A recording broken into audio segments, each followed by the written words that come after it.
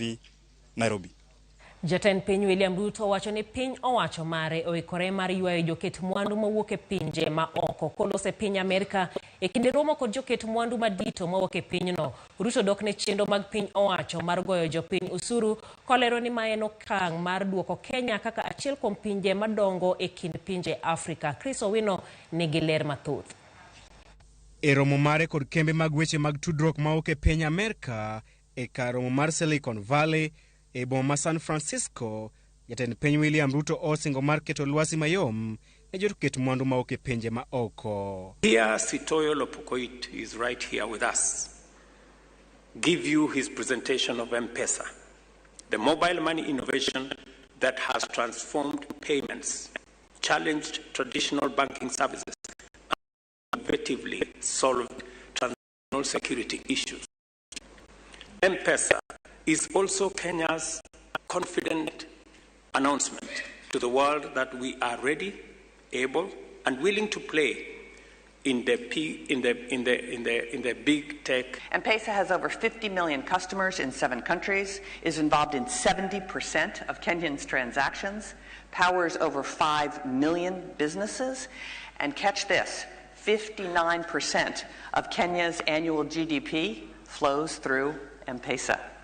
70% of Tanzania's GDP flows through. Kao loso e romono mane okelo kanyakla joket mwandu madito mawuok e piny Amerika, Ruto ne opako piny Kenya kaka achiel kuom pinje mag Afrika man kod lwasi maber mar timo ohala. In turn, this attracts venture capital to our economy.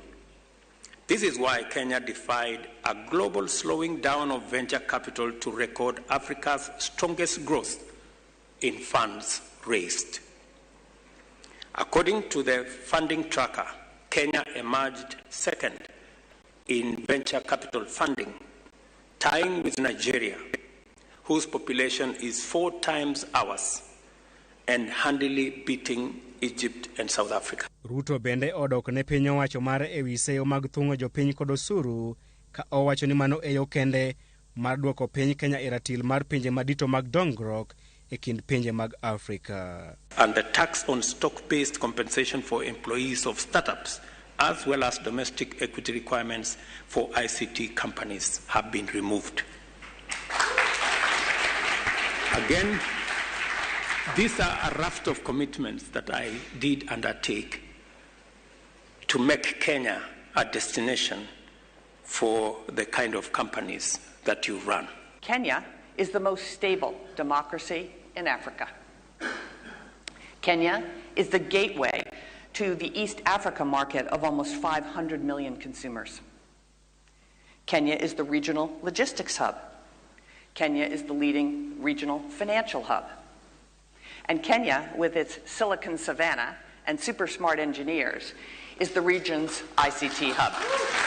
Magitimore kata doko ni jopiny kod sekta mopogore opogore ma pacho kae dhi nyime kod goyo nduru kalure kod medruok ma kinde ka kinde e wi weche mag osuru. Oganda jo Kenya bende seyo piny owacho mar Kenya Kwanza kuom medo nengo mar mafuta e kinde ni mapek mar ngima pod thung'o jopiny.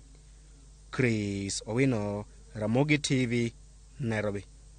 Migawo mar somo lando chako chwalo